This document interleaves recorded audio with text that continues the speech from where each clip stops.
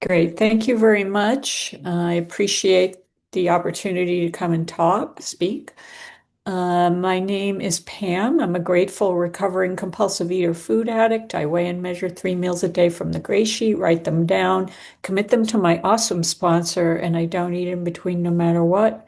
And I'm very grateful to be here. I'm going to talk about what it was like, how I got here, and what it's like now. And I'm going to try not to do a long intro because we all share pretty much the same background with different details. Struggled with body image and my weight since I was a child. My mother and sister were, professional dieters. My sister went on to be a model. And I was kind of chubby, but I did all the stuff that I thought I was supposed to be doing, dieting from a very young age, restricting, exercising. I used to do the Jack LaLanne exercises with my mother. Um, and and so, when I look back at pictures, it really wasn't that bad. It was mainly in my head. Um, But as I entered my teen years and started driving and was less physically active and picked up alcohol and other substances, my weight really took off. And for me, as someone who is 5'3", about 5'4", now I might be a little bit shorter, having an extra 20 or 30 pounds on my frame was kind of a lot. So I did everything I could. I started going to professional diets and weight loss centers and using substances, anything I could get my hands on to try to starve myself into losing weight. Um, I I remember getting ready to go out with my girlfriends. We did a lot of nightclub dancing and stuff back in the day, driving to Boston and go to all the nightclubs. It would take me 2 or 3 hours to try to find an outfit that didn't make me look fat. And so I was really like down on myself a lot. And um, So anyway, I continued eating and drinking, and my weight really continued to climb. And in my 20s, I got sober. And when I was at a recovery meeting, I started to see some people in the meeting who were getting really thin. And so while I understood and could wrap my head around the fact that alcohol and other substances were harmful and damaging for me. With respect to food, it couldn't possibly be another drug. Um, and so I always thought that it was me. I wasn't disciplined enough. I couldn't understand why I just couldn't stop eating. And no matter how much I regimented myself and dieted and restricted, it would come back. It was like a boomerang. It would come back with equal force.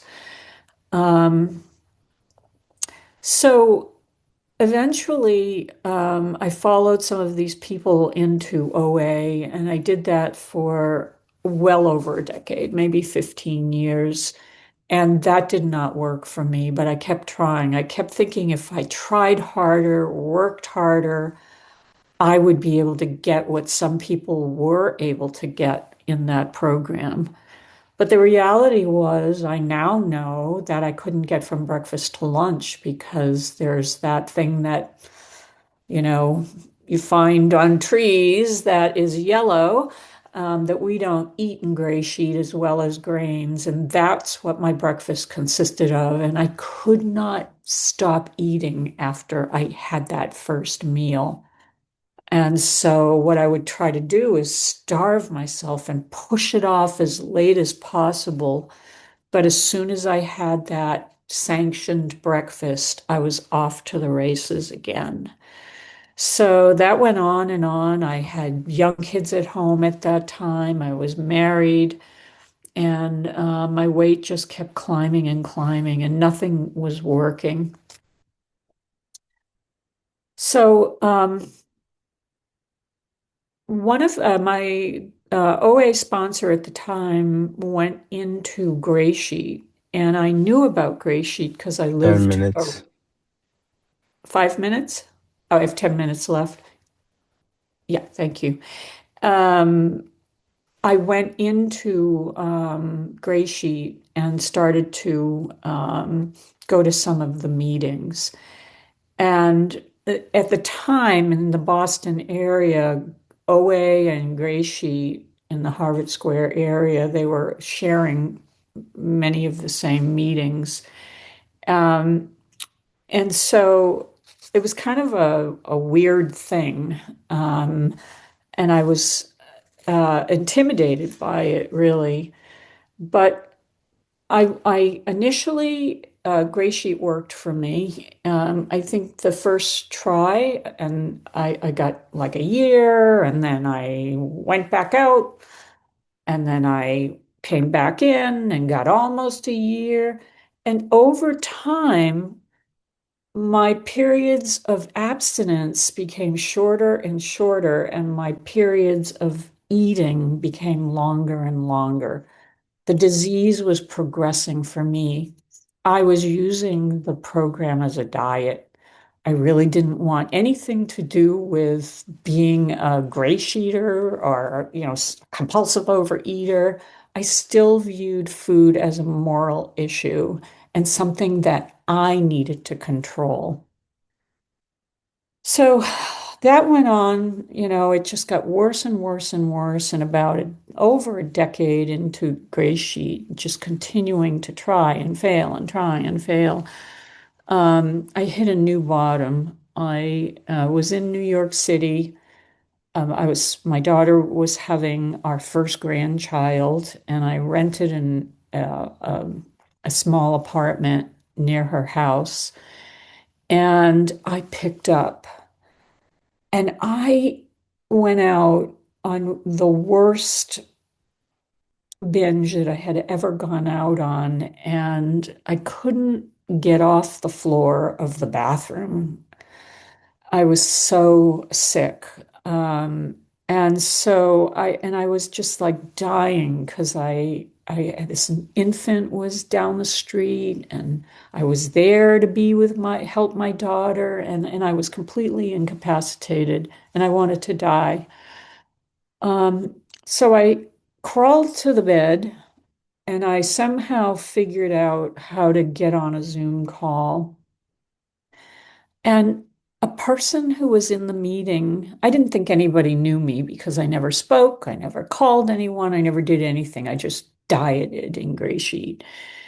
And this person wrote to me and said, "Hey, I haven't seen you in a while. Where you been?" And I, related how sick I was and how much difficulty, how bad things had gotten. And he said, "Why don't you commit your food to me for tomorrow, and I'll see you on the meeting tomorrow night. Here's the link." And I didn't do that. I said, "Sure, sure, great." And I ended up eating and did not go to the meeting. And I thought, you know, here we go again.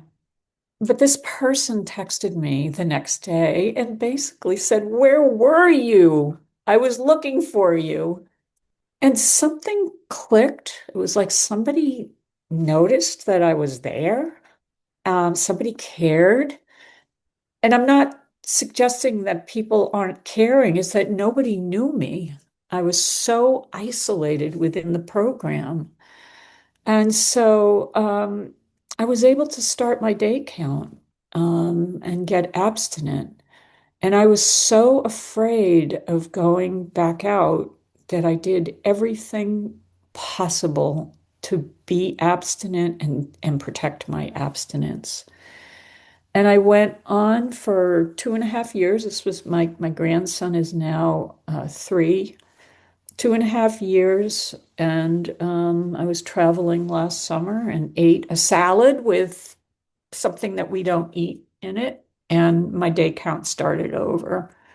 And I am so afraid that, and was so afraid to admit that to my sponsor because I knew I would have to start my day count again. And I was afraid of how it would mess with my 10 head. minutes, 5 minutes Thank then. you.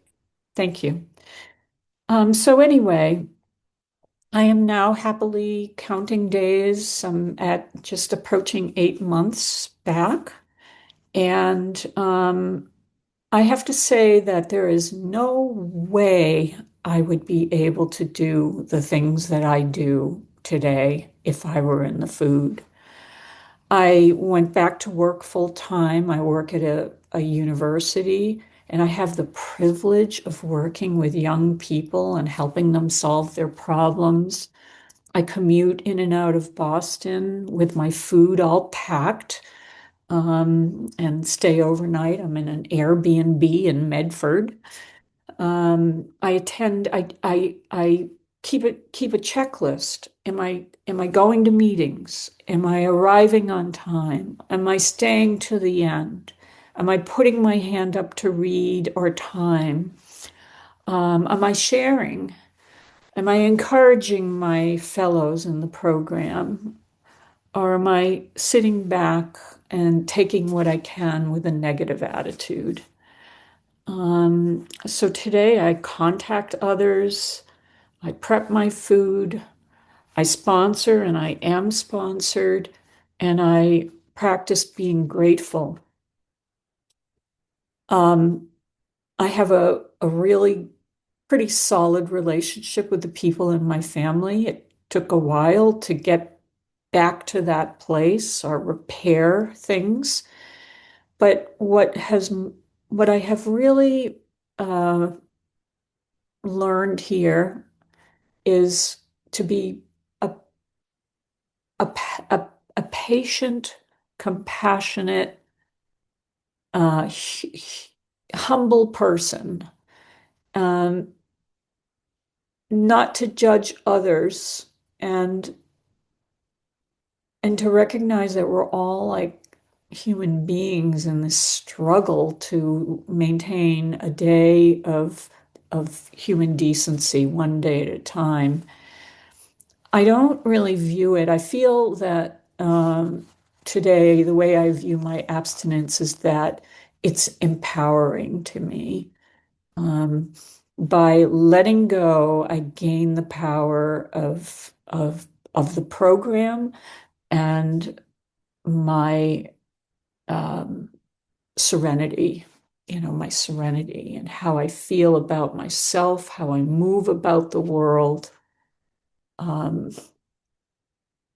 and I think I'm starting to babble because I've been up since 4:30 in the morning and I'm just like, oh, so I'm going to just wrap up and say thank you again for inviting me to speak. And I know there is no other place, and I wouldn't want to be with anyone else but you. I mean, this is where I belong, and you're my people, and this is it.